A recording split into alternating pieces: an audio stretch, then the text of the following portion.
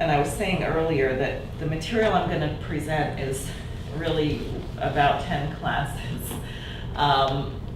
But it wouldn't work to do it in 10 classes, so I'm just going to try and give you a few ideas that will make you interested, and then you can do the other 9 classes yourself at home. And what I wanted to take up, I was very provoked, because as people know in the weekly reports, Lynn's been talking about this great conductor, Wilhelm Furtwängler, and this whole question of the senses and how your mind listens to great classical music, and how Furtwängler had a very clear understanding, which I'll just read you what Lynn says from him.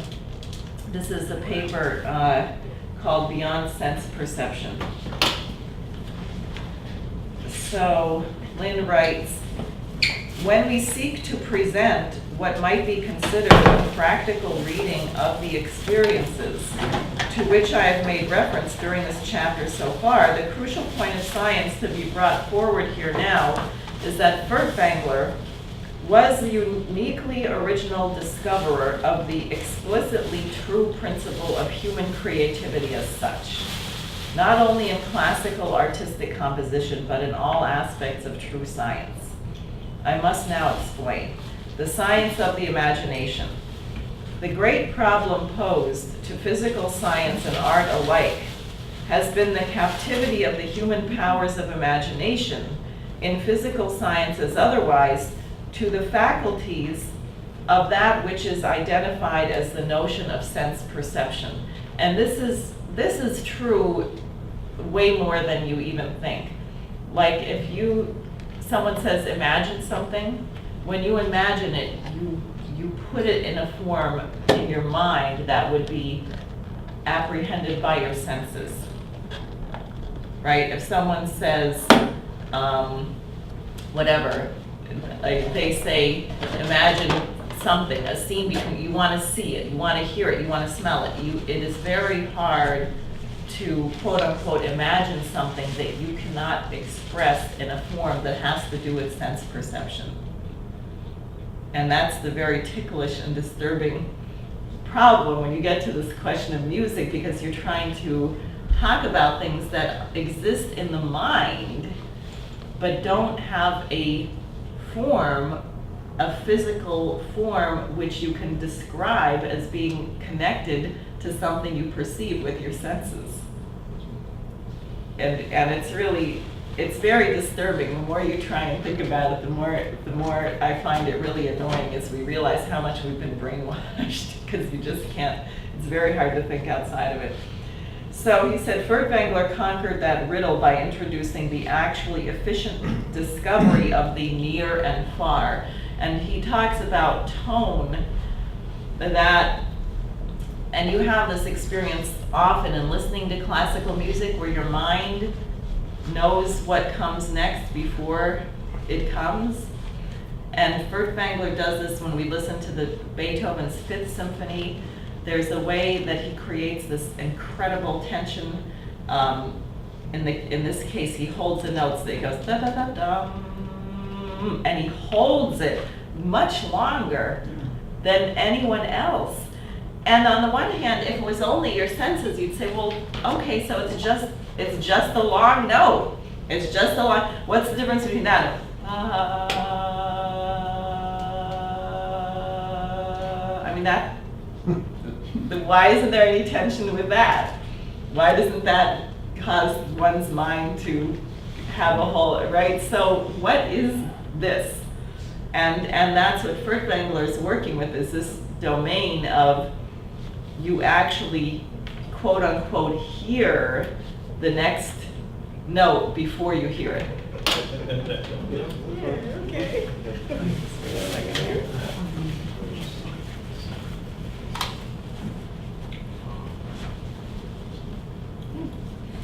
Anyway, I'll read this. So he says, heretofore generally the presumption had been that truth lay in a direct translation of sense perception as such. Furtwängler's notion of near and far freed the appropriately sensible human mind from that traditional bondage to the actually literal. That fact, as just stated here by me, signifies that there is no desirable notion of literally analytic sense perception as such. The paradox involved is typified by the apparent illiteracy of any effort to translate knowledge of the real universe from an agency which adduces meaning from mere sense perception. The simplest clear demonstration of the fact is exhibited in two related types of human experience of what can be defined competently as knowledge. So Lynn is making the point that Furtwängler, he says, was the uniquely original discoverer of the explicitly true principle of human creativity as such. It's amazing.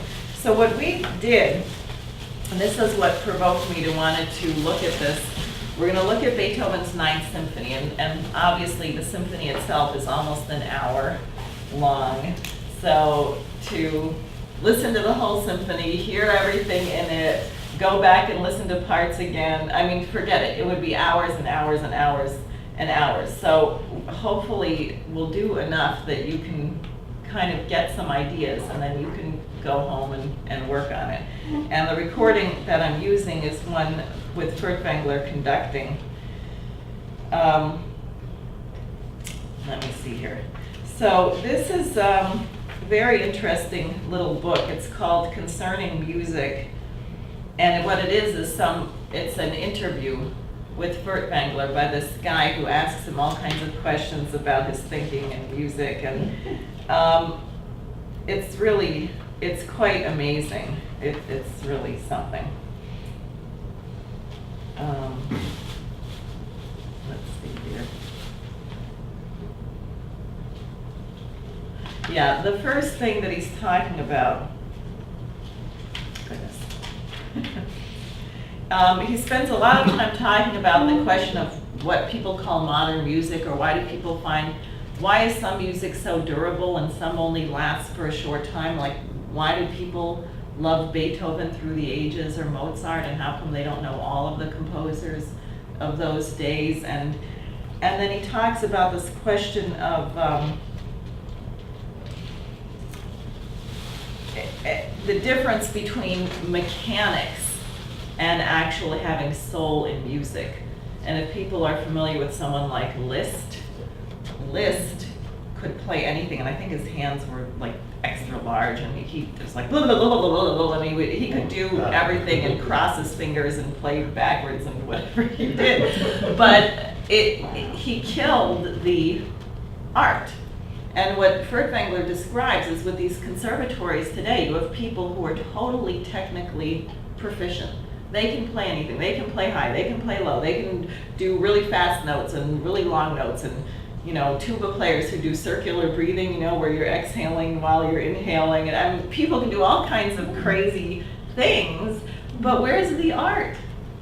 Where is the purpose of the music? And Furtwängler tells this story, which I found so fascinating, because it reminds me of an interview I heard once with Wynton Marsalis, and I was so disappointed in him, I can't tell you, where Furtwängler describes going into this hotel lobby, and they have this little pickup orchestra, and they're playing all this really schmaltzy stuff of, whatever.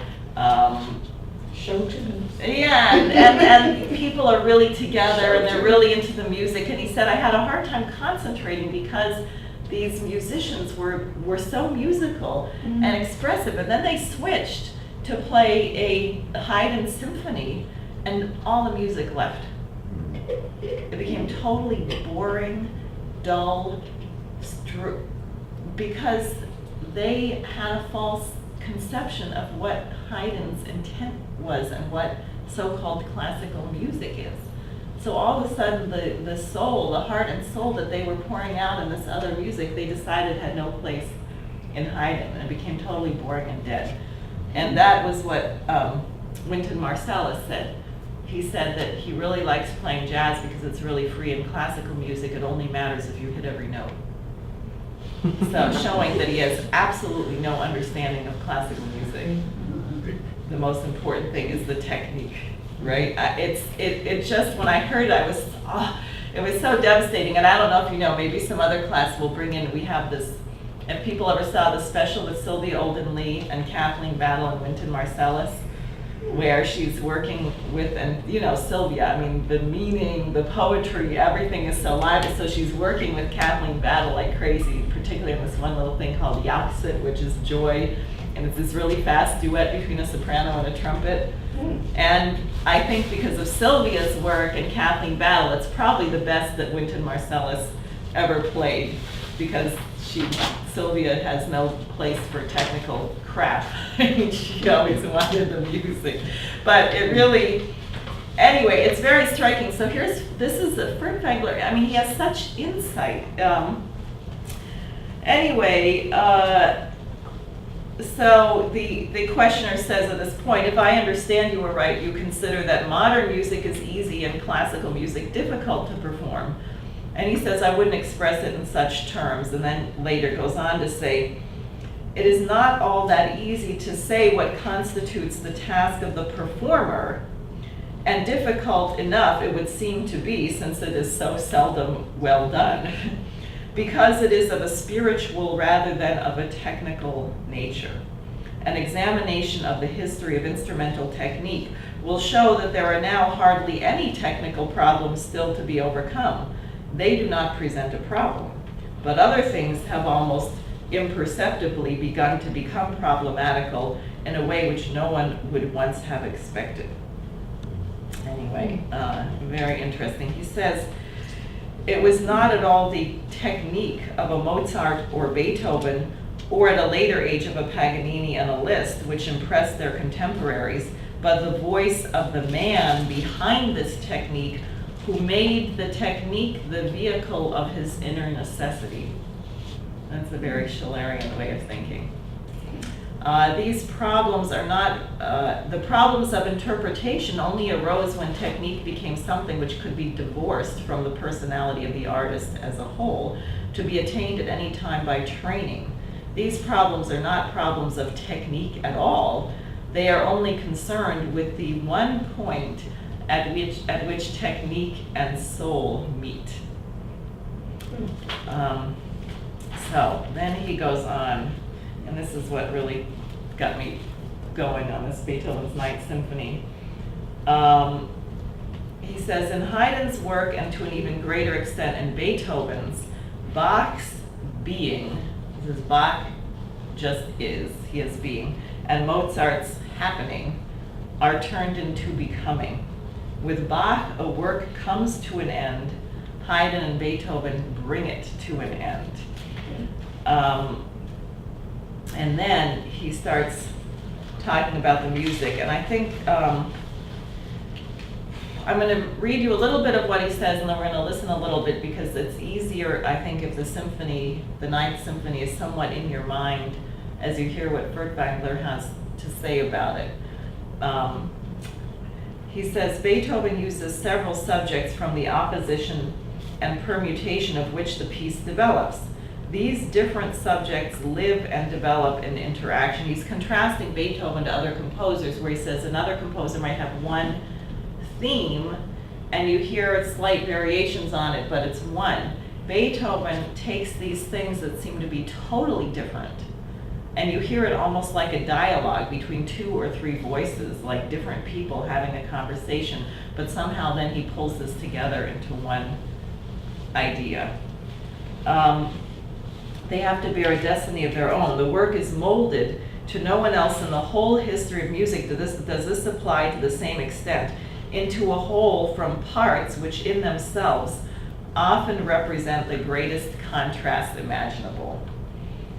Okay, we're going to hear this. He said, Beethoven's supreme genius, which is unsurpassed in this respect in the history of music, consisted in his ability to invent, seemingly within the scope of just one and the same overall mood, several subjects of entirely different individual characteristics, which only attain their full development by establishing a living contact with each other, thus forming a new and all-embracing unity which exceeds by far the limitations of the individual themes. It is not, therefore, a genius for the invention of themes that is Beethoven's only characteristic, though in this respect, too, he has something to show, so that those who favor the hard work theory are not entirely wrong. His intuition goes far beyond this. At his best, he succeeds in finding a whole series of subjects which appear to cling together by fate. One might almost say by a law of nature, and which, in supplementing one another, endow the work with all the fullness and strength of life that their creator has to impart. This is a method which I call dramatic in the real sense of the word. Beethoven's subjects develop in mutual interaction like the characters in a play. In every single subject of Beethoven's work, a destiny is unfolded. So this is quite extraordinary. Now, hold that thought, because what we're going to do for a minute, the other point that Furtwängler makes is that for Beethoven, the music is absolute. That is, the music is the idea in and of itself. It is not programmatic music. It is not to tell a story.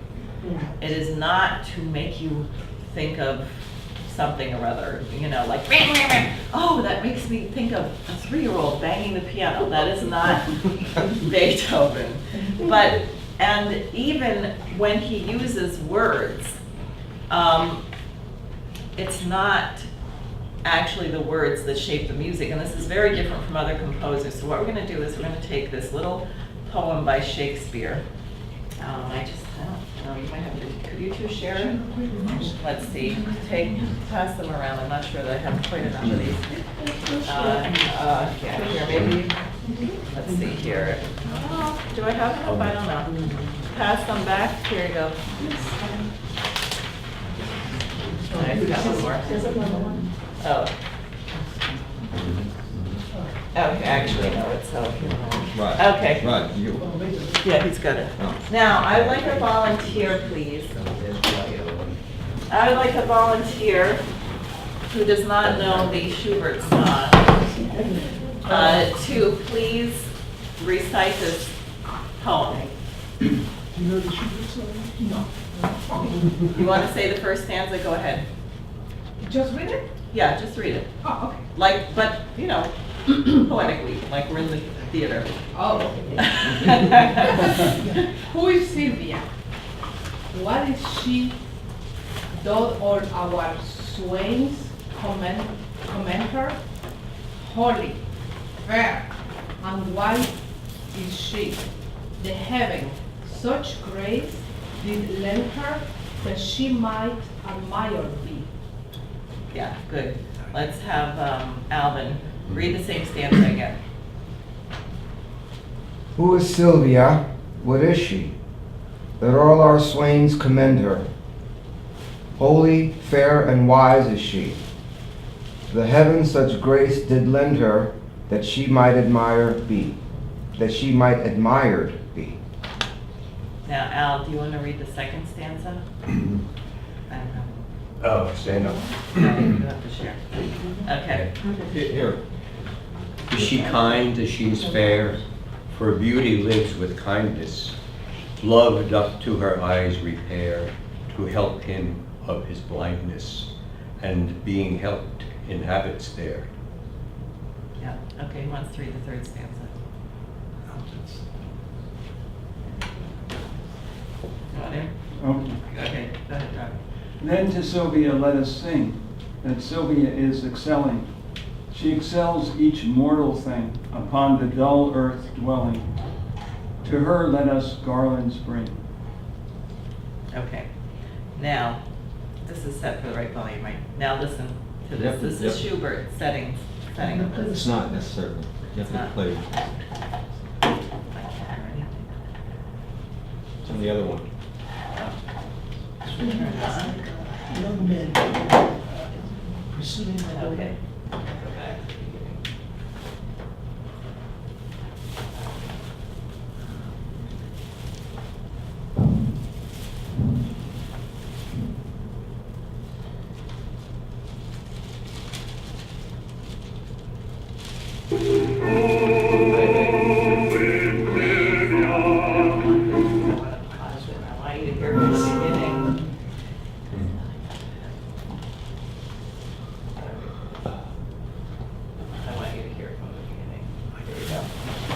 All right, now listen, think about what you just read.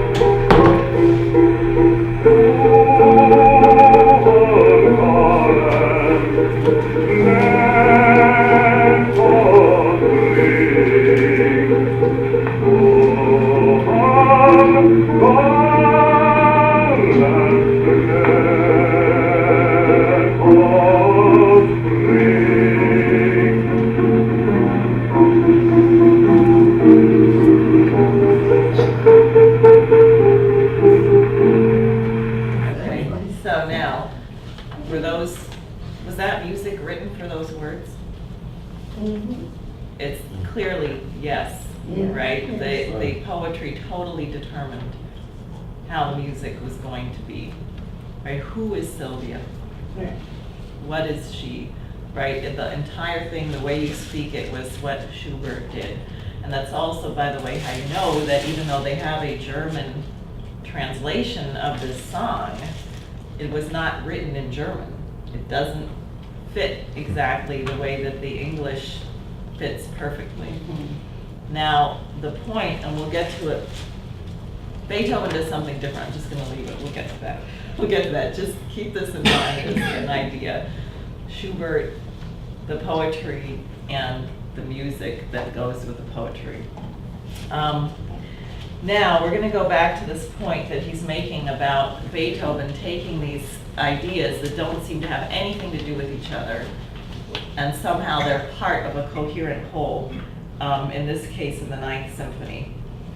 And he writes describing that, for the profoundly necessary relationship between these movements in their sequence is undeniable, and the sense of the fruitful contrast, as I should like to call it, which dominated Beethoven, the contrast from which is born a new entity, is clearly shown in all his works. There is such tremendous variety in Beethoven's work precisely because it is this synthesis which is aimed at, because every piece consequently has a world of its own to express. This even affects the details of form, style, and the growth of a composition. No two works by Beethoven are similar in form, and Beethoven wrote a lot, okay? Whereas, for example, Bruckner's few symphonies are as alike as peas in a pod, he says. So what we're going to do, this is Wilhelm Furtwängler, the conductor, talking about this question. So we're going to listen to, and I'm really sorry to do this way, but we just don't have time. We're going to listen to a little bit of the movements of the Ninth Symphony, and then we're going to read some more, and then we're going to listen to them again, and then we're going to get to this language question. Whoops, sorry. Okay. Sorry. I'm sorry. That's another Schubert piece.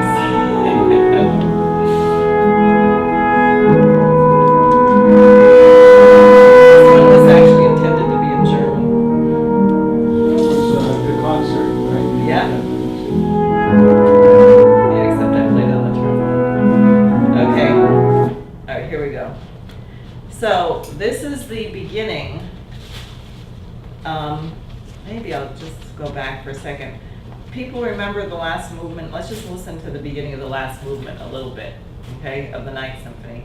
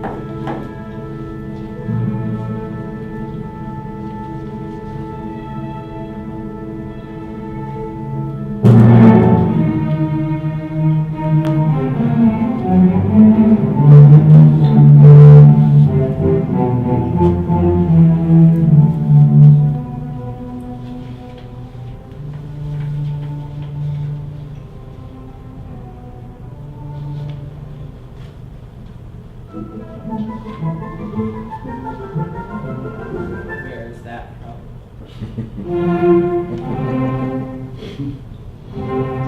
That's the dialogue.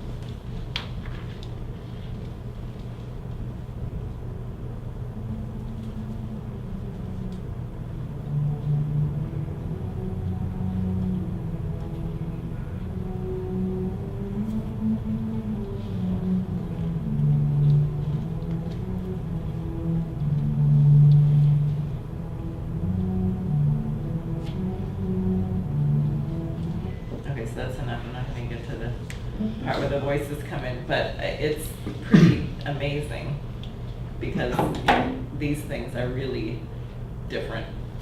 I mean, from the first part, right?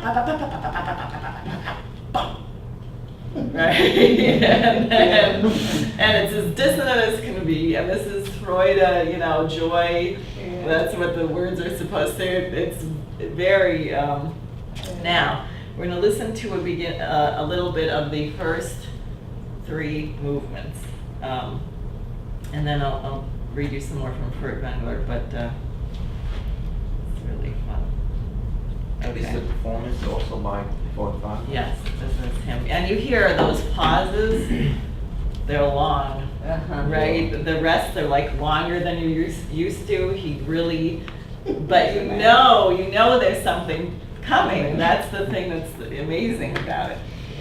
Anyway, so, and the way he started that, you can't even hear the basses and the cellos come in on that melody, right? It's just pause, and then all of a sudden you realize they're playing the themes. Amazing. All right. Oops. We're going to go to here we go. The first movement.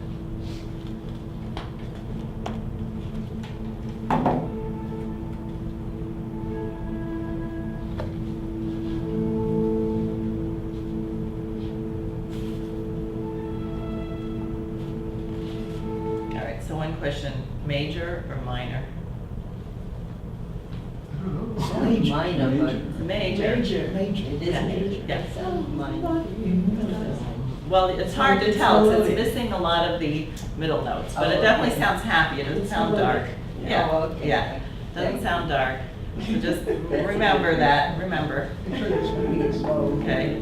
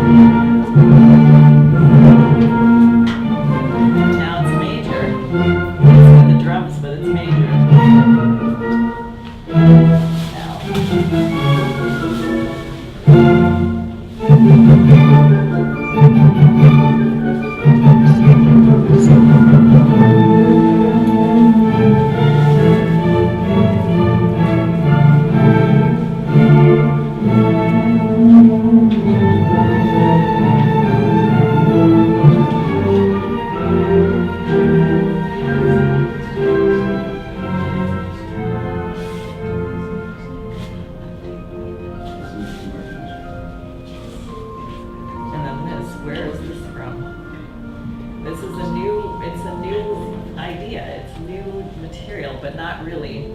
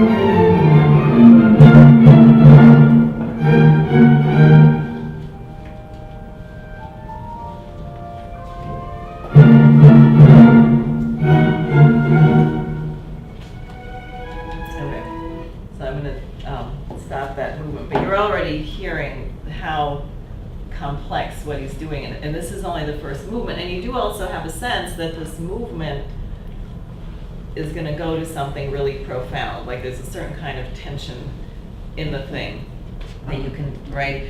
So this is now more from Furtwängler on the, maybe we should listen to a little more. Hold on. All right. Actually, before I read the next part, let's listen to the second movement a little bit.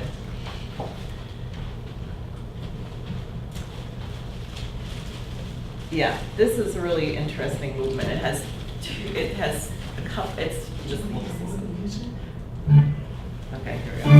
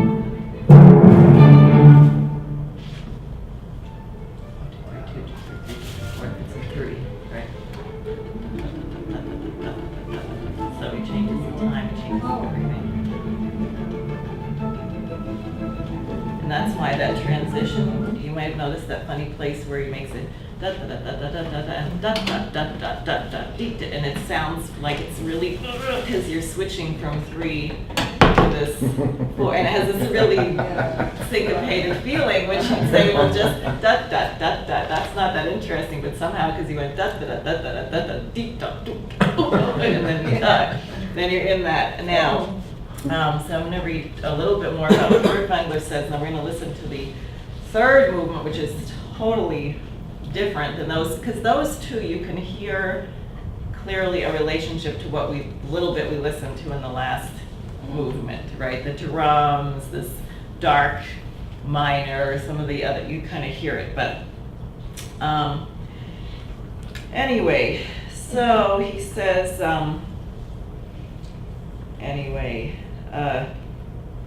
he's talking about a different piece, variations on a slow theme, especially the ones written during the last years of his life, are of course by no means accidental. They are not variations in the usual sense. They presuppose the existence of that type of Beethoven theme, which is so balanced in itself, which has its being so completely within itself, that the whole great set of variations which follows is, as it were, no more than an exhalation, an unfolding, an expansion of the theme.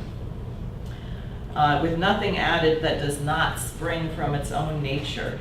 And such a movement representing the highest degree of relaxation ever dared in music, isn't that a funny word? The highest degree of relaxation ever dared in music is then inserted between movements in which the tension seems to have been heightened to a breaking point. This is the Ninth Symphony, right? You're getting just this incredible tension. Think for a moment of the Ninth Symphony. Consider the theme of the Adagio. We haven't heard the Adagio, that's next. Steeped in an otherworldliness which properly belongs to the sphere of religion, how it expands in the variations which follow, how it is lost in innumerable arabesques, as if a stylistic urge were at work, which in terms of art history would probably have found expression in the Gothic style. In Beethoven's case, not, however, for its own sake, as with the Gothic builders, but rather as a necessary part of an ordained whole. It seems as if the full purpose of the Adagio, which in spite of its profoundly contemplative character, must remain an episode, part of one uniform creative process, were only revealed in retrospect when the finale is announced in frightening tones. That's what we heard. Nothing is merely strung together. Everything is developed organically from what has come before. Thus was Beethoven enabled not only to write this first movement in the Ninth Symphony, a world in and of itself, but whose contents and style have formed and overshadowed whole generations of composers, but also to follow it up as its necessary supplement and contrast with a scherzo, that's the which is the archetype of all large-scale symphonic scherzi, then to represent in the Adagio the obverse side of the world. Here too, as in the preceding movements, going to the limits of human ability to feel and finally to put all these movements into his very own type of perspective. Perspective by means of the last movement, thus revealing in their entirety the tragic and Dionysiac possibilities of music. And when he uses the word Dionysiac, it really just means joy, not drunk, but joy, a real profound happiness. Possibilities of music. That is creative power indeed. So we're going to listen to part of the Adagio, which he's now saying is like the other side of the world compared to the first two movements. It's totally different, totally religious sounding. And you really wonder how he thought of it, to tell you the truth.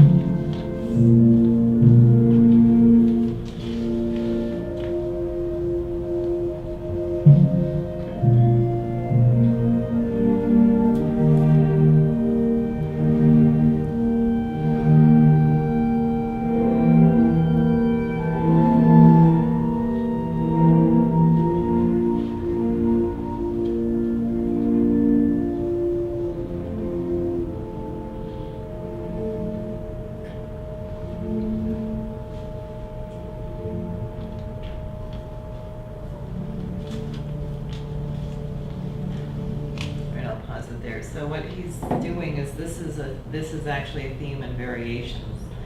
So he has the opening idea, and then you hear it's the same, but it's slightly different. Like he uses the pizzicato, the plucking on the strings in the later one.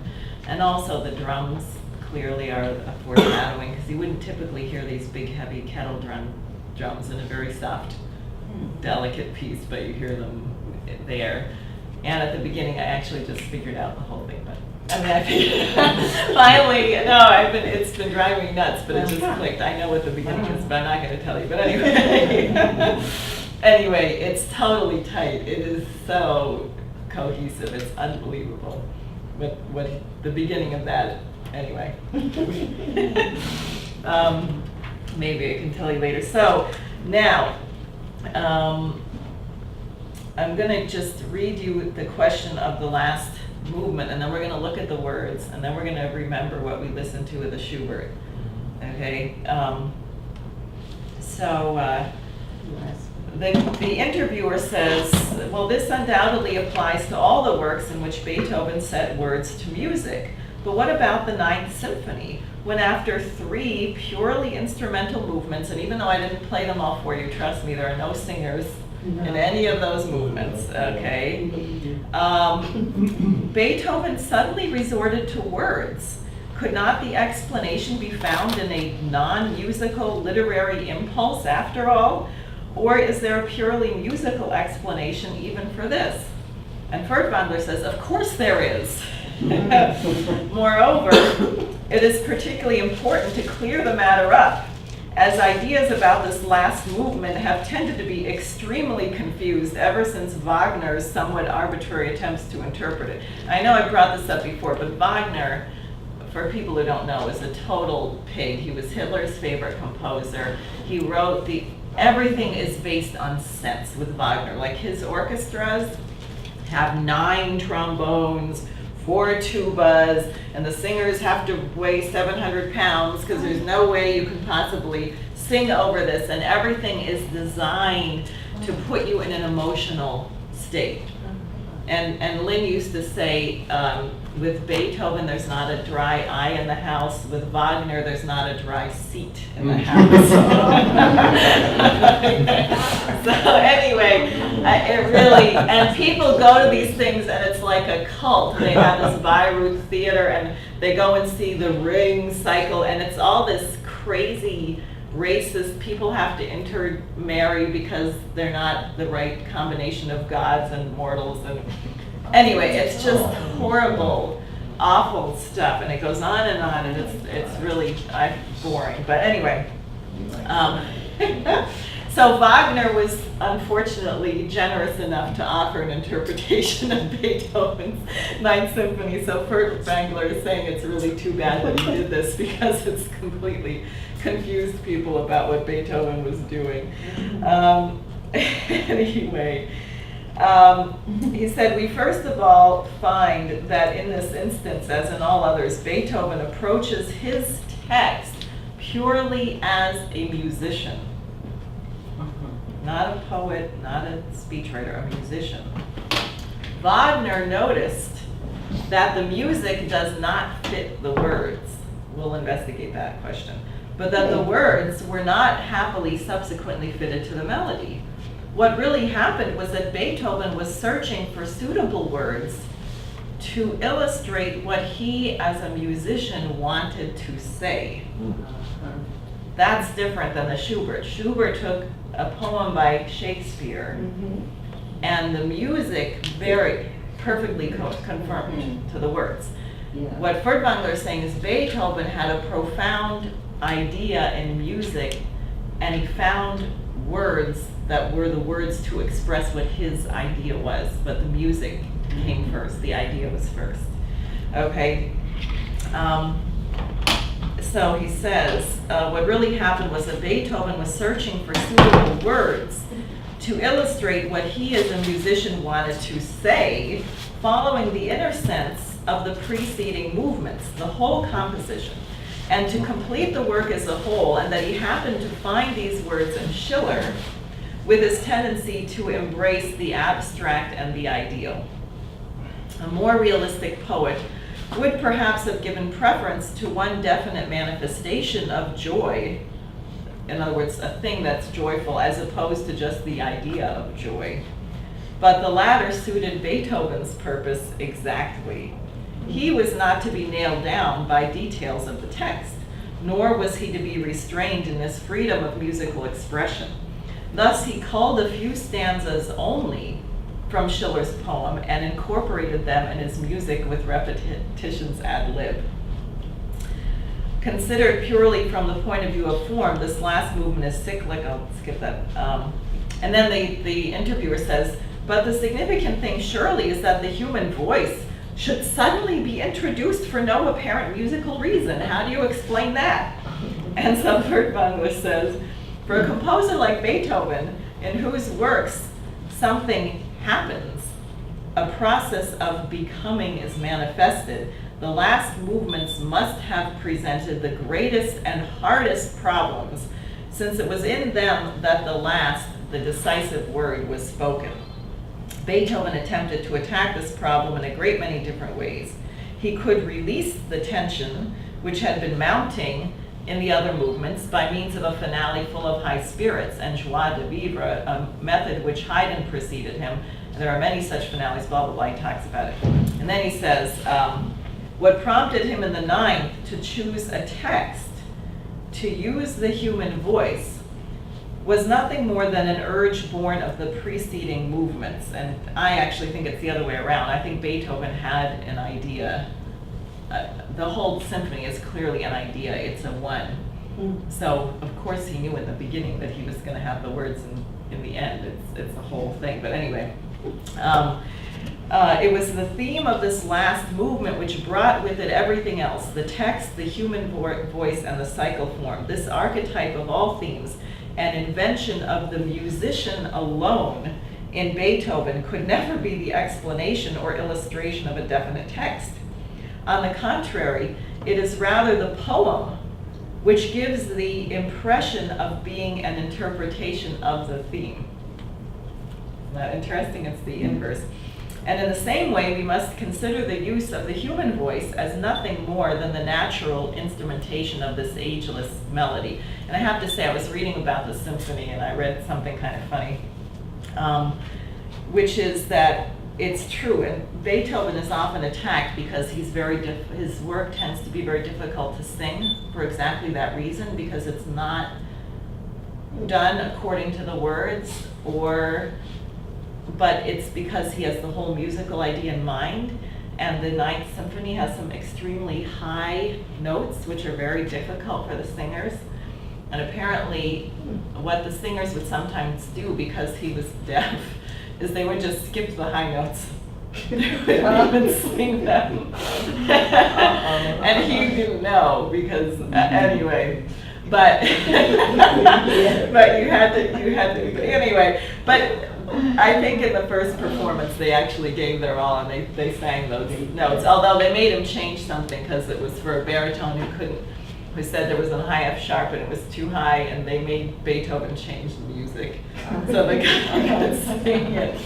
But anyway, but that's how much that it was really the music which was driving everything, and the voice was a servant of the musical idea. Anyway. All right. Okay, the way he uses this instrument, the way the human voice is introduced as such, yet musically motivated, reveals Beethoven's genius in all its glory. Any other composer would probably have started with the recitative and then would have embarked upon the choral. The recitative is the part which we'll get to where you heard the basses at the beginning of that movement. So the recitative is the baritone singer comes in, he says, "Oh Freund, nicht diese Toner, oh friends, not these tones. Oh Freund, It's this whole, anyway, that's a recitative. It's like a little speech. So he says, any other composer would have started with the recitative and then would have embarked upon the choral movement. Not so Beethoven, who, recognizing nothing but musical necessity within his work, uses the following method of development. First, the adagio is spun out into the infinite. It seems as if he would never be satisfied, as if he could never stop. This sharpens the contrast with the mordant opening of the last movement and the instrumental recitatives which follow, and thereby invest the latter with a peculiar eloquence and firmness. Already at this point, one gets the feeling of being present at the finale of all finales.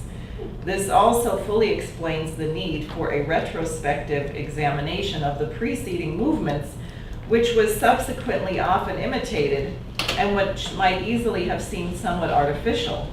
At first, the instruments have the field, then at last, a consummation much to be desired. The theme of joy is heard, played at first in unison by the basses. That's the last part we listened to, where the basses do that,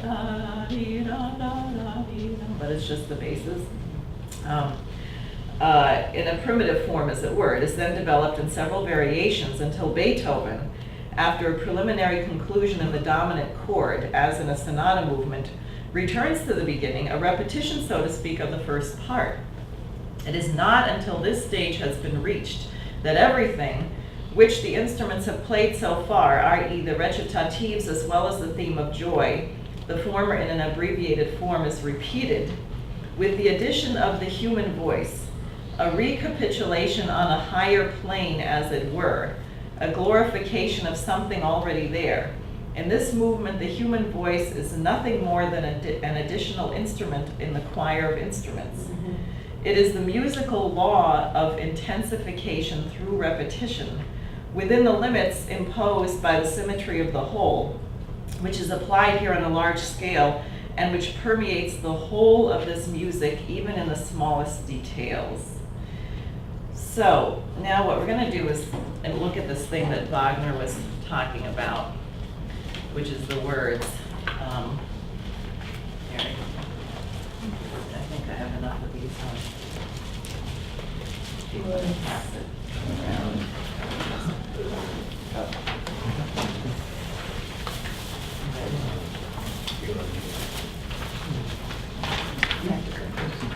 Do we have any native or good German speakers in here? A little You speak a little? Nine. Okay. Nine. Ich kann nicht sprechen Deutsch. There's some more over there. Oh, you going? Okay. Okay.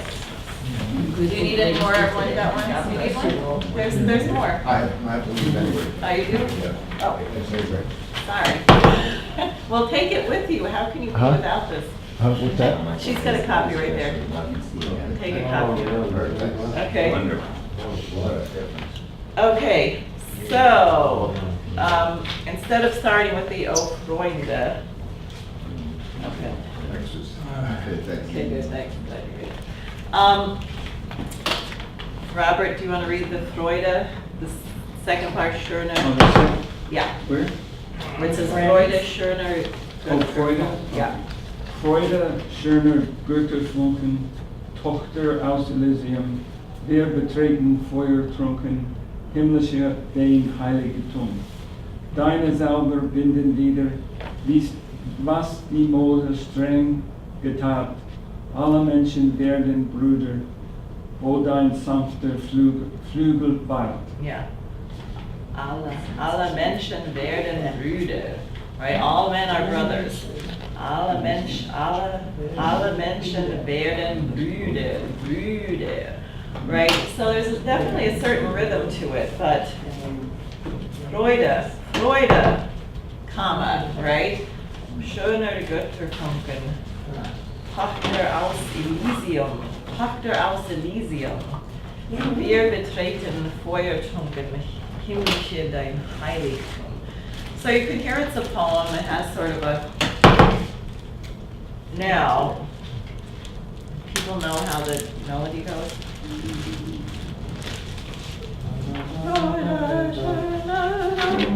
Funken, Tochter aus Elysium, wir betreten Feuertrunken, himmlische dein Heiligtum. In other words, he's taken these words and blah, blah, blah. It is not poetical. It is not like the Schubert, Right, right? right. He had a melody in mind, and the words were going to go to that melody, no matter what. But his musical idea came first. Right. It would have been, if he took the words first, the melody would have been different. Isn't that interesting? There are parts where it clearly really, he's musical, so it's not like they just don't go, it's not like a poem that doesn't scan. But you know, you can tell if the words were first, it would be totally different. Okay, now, To tell you the truth, a long time went by and I didn't even know there were words. Like, we had an orchestra in high school that attempted to play Beethoven at times. And it wasn't until I was in college that I was studying violin that I found out there were actually words to this. So, you know, it's like the words really didn't matter wow. that much. Yeah, so we should read this, the English. We're just going to read the English so people know it. So why don't we just start? Ron, do you want to read? We'll just go, everyone do a little section. No, Jessica, why don't you start? Or, The English part? yeah, or do you want to read it? I see you getting, Ron, do you want to read it, the first 2 lines? 3 lines? The English? That side's the German. Try the English side.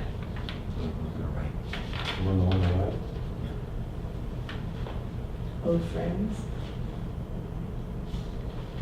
Orphan's not the, Is it too little? yeah. Okay, Jessica, I want to read it. Old friends, not these sounds, but let us strike up more pleasant sounds and more joyful. Yeah, that's the recitative. And now this is the melody. Andros, why don't you read the first stanza? Joy, O wondrous spark divine, daughter of Elysium, drunk with fire now we enter, heavenly one, your holy shrine. Your magic powers join again, what fashion strictly did divide. Brotherhood unites all men, where your gentle wings spread wide. Yeah, this is not, anyway, it's too bad that he makes it rhyme in the English. It would be better, but. All right, Rod, do you want to read the next one? No? Okay. You want to? Sure. Go ahead. The man who's been so fortunate to become the friend of a friend. The man who has won a fair woman. To the rejoicing, let him add his voice. The man who calls but a single soul, somewhere in the world his own. And he who never managed this, let him steal forth from our throne. Yep, so everybody has found a friend, someone, even their own soul has found it. And if anyone, if someone hasn't found joy in anything, then he can leave our crowd. Okay. Carl, you want to read the next one? Joy? Joy is drunk by every creature, for nature fair, charming beasts, Rest. breaths. Every being, good or evil, followed in his lusty steps. Kiss she gave to us and wine, and one good friend tried to death to spread the end with this basic desire, and the sure stand before God. Yeah, one good friend tried to death the serpent. The serpent she endowed with base desire. Wollust is like a base desire. Worm is the serpent, gave the serpent. Mhm. And the cherub stands before God. Okay. Robert? Gladly as it. Okay, the other one. Good, go ahead. One of you. Go ahead, Robert Peterson. Gladly his sons do fly through the heaven's splendid plan. Run now, brothers, your own course, joyful like a conquering hero. All right, Al Corby. Embrace each other now, you millions. The kiss is for the whole wide world. Brothers, over the starry firmament, A beloved father must surely dwell. Yeah, and that's muss ein lieber Vater wohnen. Must a loving father dwell. You'll hear it in this thing, you really hear that. Okay, Alvin, why don't you do the last one? Do you come crashing down, you millions? Do you sense the Creator's presence, world? Seek him above the starry firmament, for above the stars he surely dwells. Okay, so remember what Furtwängler said, that Beethoven took a little bit of the Schiller poem, added his own words, repeated things, and then it's in this music because the words express what Beethoven was trying to say with the symphony. And what we're going to do now, the time we have left, is I thought we should listen. Oops, sorry. You're not the best DJ in the world. That's true, I'm sorry. No, I don't think I missed my calling. It's not a real skill. Don't quit your day job. Okay, thanks. All right, so now we're gonna listen to the last movement. I'm not gonna interrupt and just try and think of everything that Furtwängler said that I just read to you as we listened, and try and remember everything you heard before and see how it all comes together.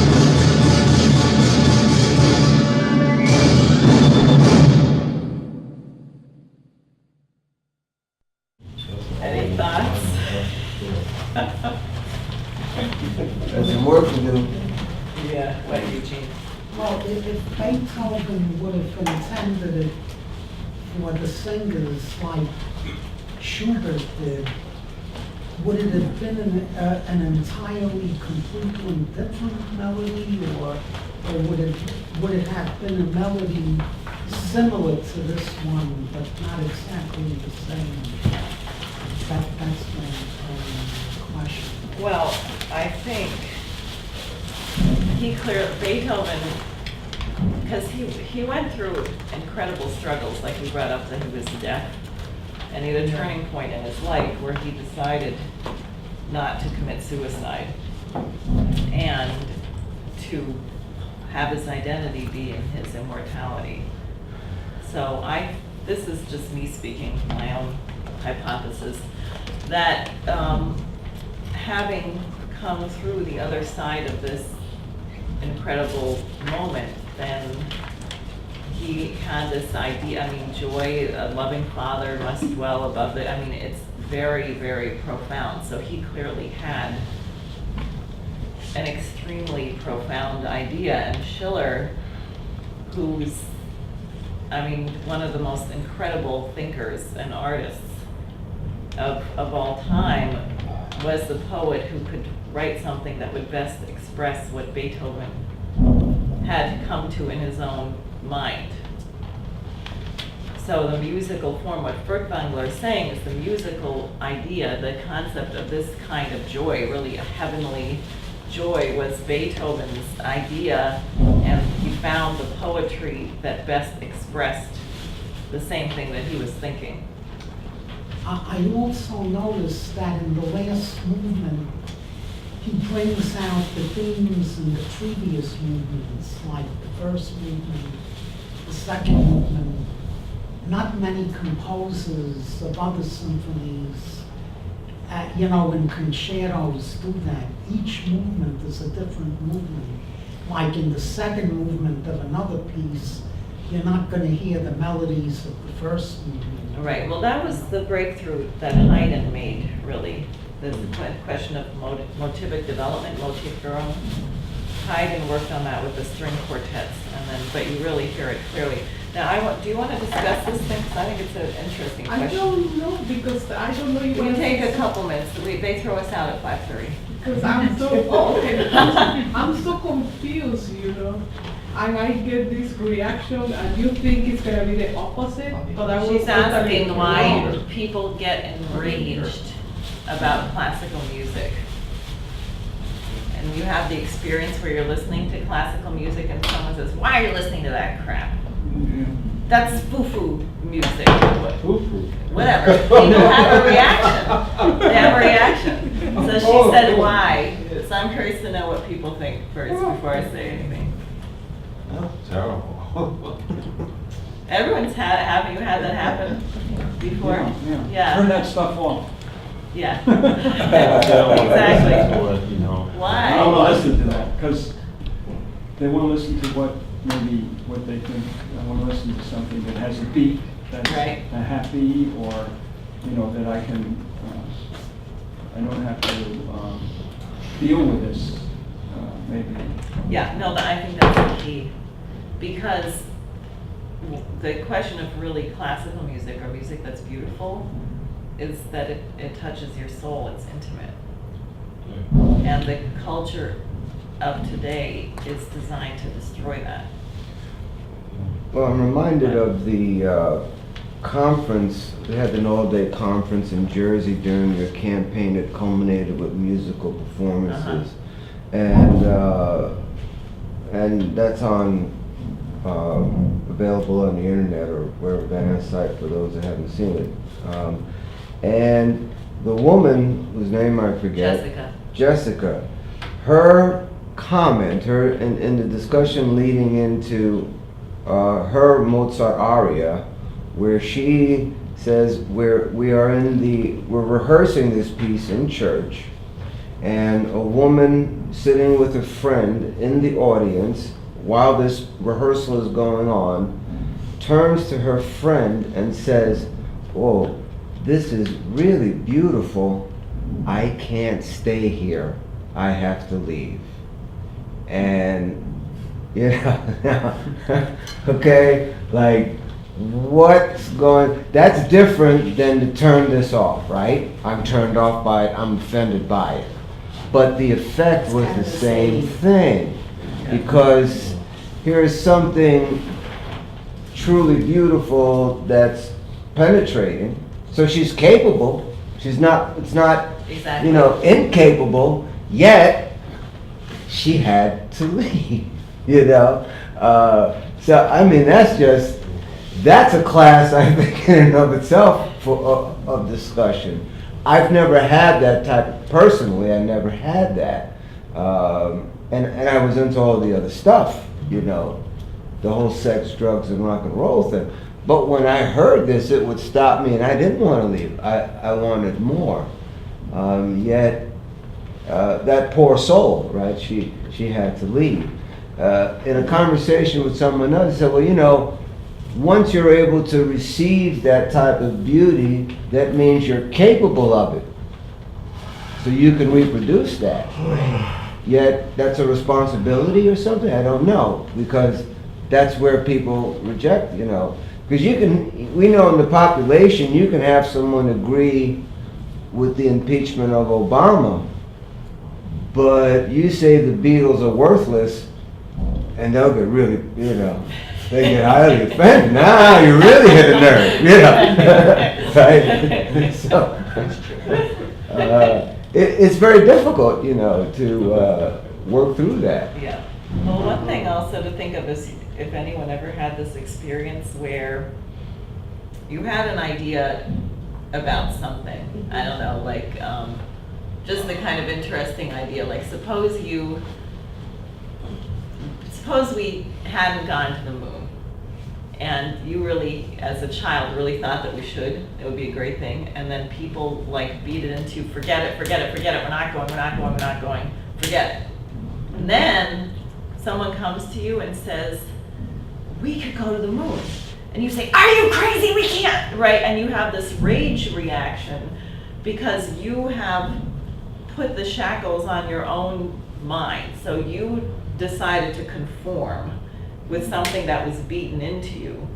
And then when someone comes to you and they say, hey, you don't have to go, so you say, I had that happen, an experience like that when I went to, when I was a kid, I used to compose music. I used to write canons and stuff like that.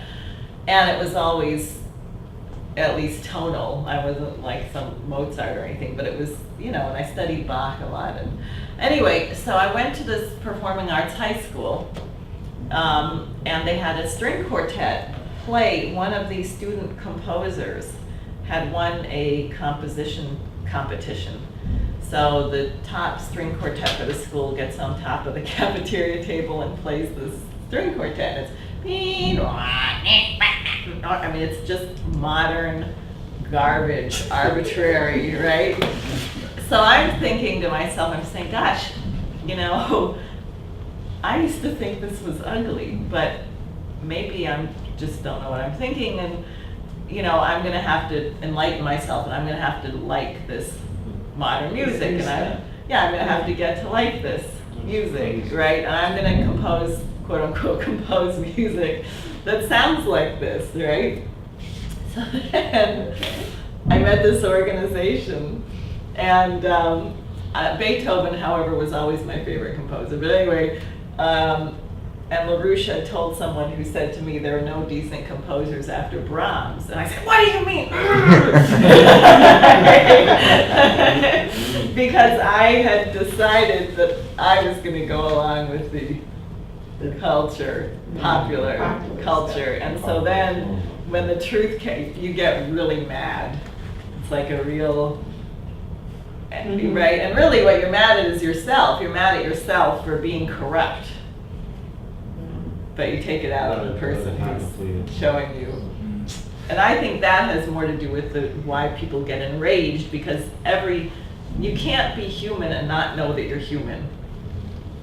So every human being knows that they are a human being. And however, to get by in popular society, you cannot act human. Hmm. You have to act bestial. Yeah. You have to be cruel, cold, talk about banal stuff, use one-syllable words, right? So then something happens where you're reminded, actually, that this isn't who you are. It's not natural to be like this. That there's a quality of beauty and creativity to the human identity. Then you say,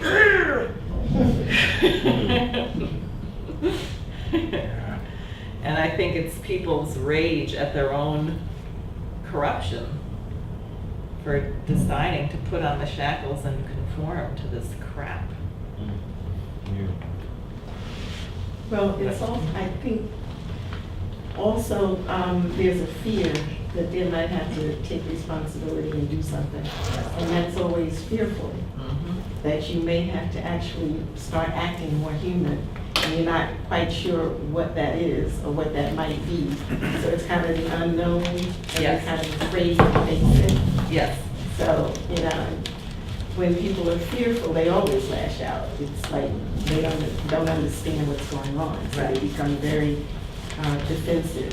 Right, right. So I think No, and also a lot it of has, things- it creates a certain standard, exactly what you're saying. Because you say, oh, I'm supposed to be human. And then you look back at all the compromises. That you Ew, made. why am I friends with this person? Why am I? And then you're gonna have to change your whole life.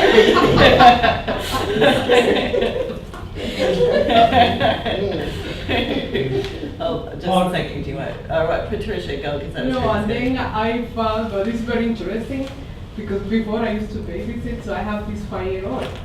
And then the mother, oh, she's rich, and she went to college, and you know. So anyway, I played, since he was born, just classical music all the time. And the mother didn't like it. And then the kid, it was amazing how his development was so good that he talked so fast. At 2-year-old, he was speaking perfectly English and Spanish. And also the teachers and the mother had to admit to me, oh look, the teacher said that he's doing things that 3 or 4-year-old do. And I saw it, that, you know. But the kids are like, they don't get enraged or they don't have any crazy reaction. Right. He just enjoy it. That was it. And his favorite was the Fifth Symphony of Beethoven's, a 5-year-old. He was so struck the first time he heard it. He was 4, and he loved it. He just loved it. Like he was talking to his little friends about Beethoven, the Fifth Symphony. And I also put that music because that relaxed him. He gets so hyper, I didn't know how to calm him down. So that really helped.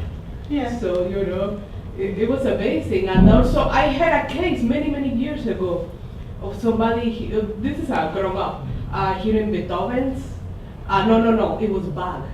And that person was so struck by the harmony of the music that person converted to, actually at that time I was going to this Catholic group. He converted to Catholic because of that Bach. Because of the music. Yeah.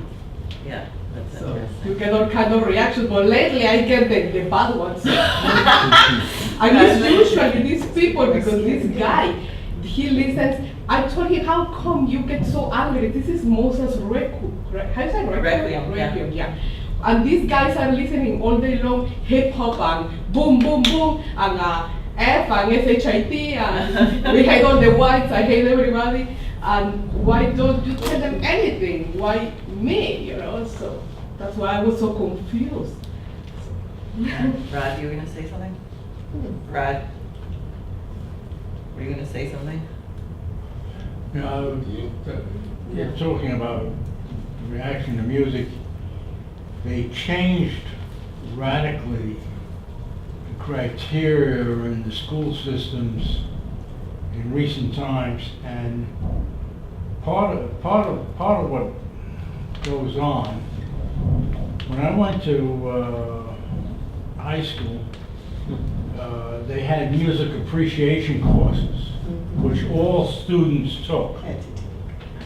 And this gave you background in classic and popular music and all sorts of music. In other words, you learned about some of the musical stuff from show business, Right. and some of the music from classical.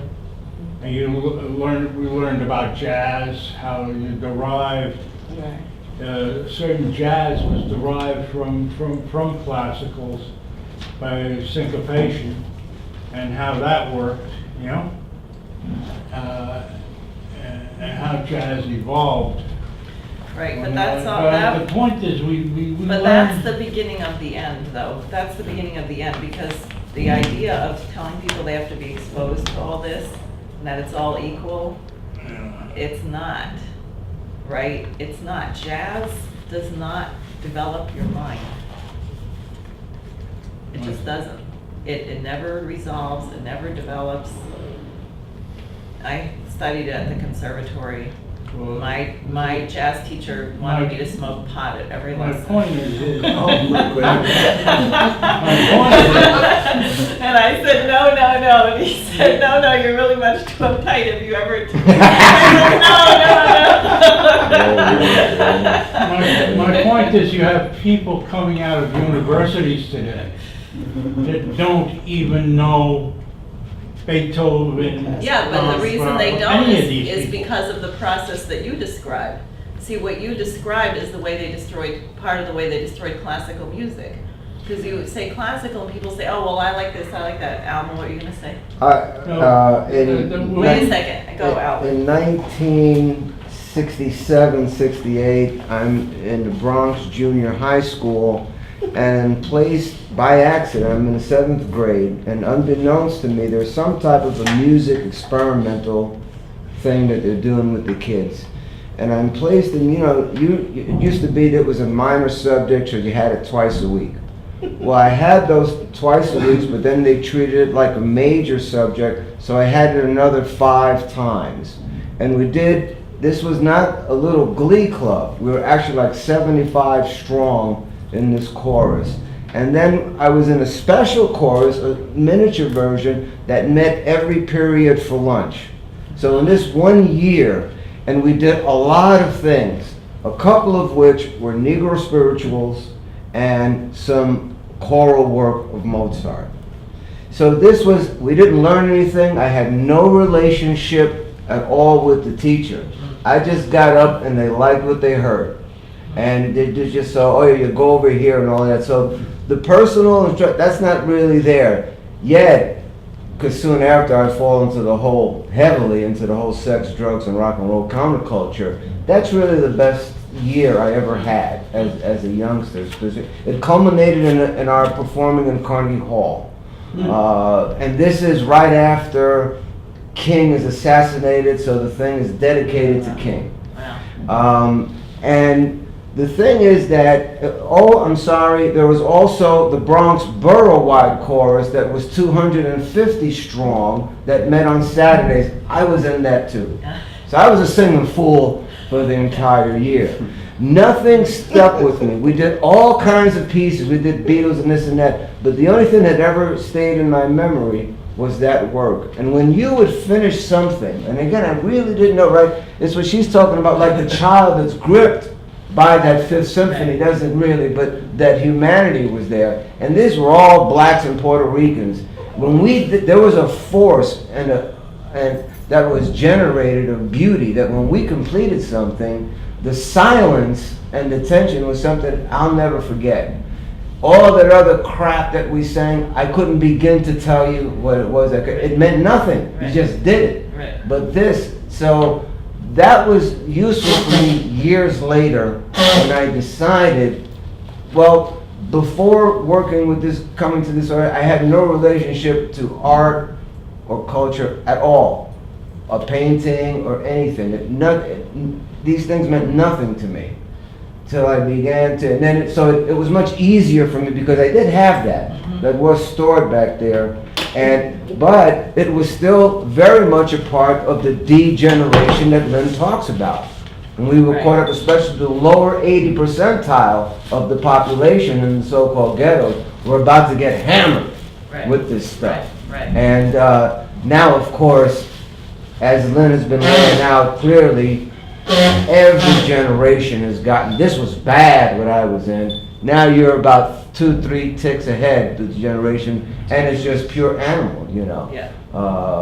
But that stuck with me in that 1 year, and so we introduced this. Well, we changed the culture on this thing. Because I said the thing about defeating Obama, impeaching Obama, as Lynn always stresses, and that's why you're doing what you're doing, if we don't change the culture, then these kids that are just beyond kindergarten, and Lynn was talking about now, we're still lost, we're still doomed. And so this is why you're doing what you're doing, and why we're struggling with this. Yes. Yeah, you have a lot of homework, but Suppose we would have all been brought up from childhood on to hear only atonal music.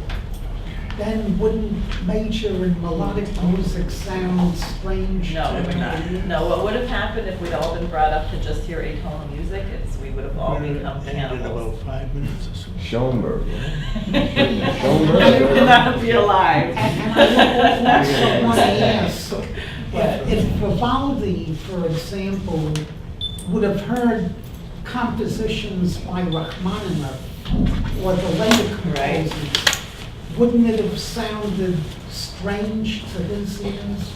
Just Yeah, like but we no, used but you're to missing, listen no, to no, we hear because there are natural harmonic principles. The whole solar system is based on what we call classical music, what, Robert? Okay, now what do you say to a person, for example, I've met in Japan, I met somebody who just wanted to listen to Gregorian chants, or somebody who wants to listen to, say, Scarlatti, or somebody like that. Now that's before the development, I'm not sure about Scarlatti, but, and then, what was the chant music of the early Middle Ages? Yeah, the Gregorian chants. Yeah, but Yeah. before that, or no, after that, Palestrina. Oh, yeah, Palestrina. Somebody, you know, which I got through the music appreciation course, but, you know, there are people that just are devoted to this kind of thing. That comes before the real development Right. of classical music. Yeah. So what do you say to people who have these, I mean, Right, that I seems to think- be That's in interesting. not such bad music Right. or anything like, Well, you it's, know. except it's it's not, not because it's animalistic. an earlier stage, right? So it's like someone reading, you know, My Dog Spot caught a ball. I mean, it's fine, but if you could actually read Shakespeare, wouldn't you hope that you got to that? You know, it's not, and also, I mean, the Gregorian chants, there's a certain, see, the thing that's interesting, the way the music developed, is the Because we whole. were taught it all, you know, that you couldn't have had this, what came after, unless you had what came before, so then what came before must be also good, you know. in some Right, way. it's interesting because Interesting. what we're looking at, there's a really good thing on the website on Kepler's harmonies, on how the Bach's well-tempered scale came into existence, which I don't think anyone today can actually perfectly reconstruct a well-tempered scale. But what Kepler did to figure out the orbits of the planets and these very slight, what you'd call irregularities, but cause them to actually be in tune with these harmonic intervals, is that when you started to develop counterpoint with more than one voice, what happened was that you actually were not able to use certain keys, and you couldn't have certain harmonies, like Bach's well-tempered clavier, this whole series, which it goes through every key from Do major to Do sharp to Re. That was a total revolutionary breakthrough, and it was because he figured out the tuning, which then allowed you to develop these kind of ironies and tensions.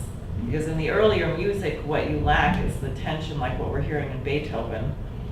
They couldn't give you that quality of dissonance because it wouldn't go into the scale as far as they had developed it. So it was kind of a breakthrough. But I also think you have these so-called early music people who fetishize it, and they're insane. Like they say things like that the singers obviously never used vibrato. If you listen to people who just do early music and they have these singers and they never use vibrato, and it's weird. How could someone develop their voice and not develop vibrato? I mean, it's just the natural part of singing. Vibrato is true. When your voice, yeah, 'cause it's not right modulated. on key, right? I mean, it's a slight variation. So you say, why would they do that? Well, I think partly to destroy it.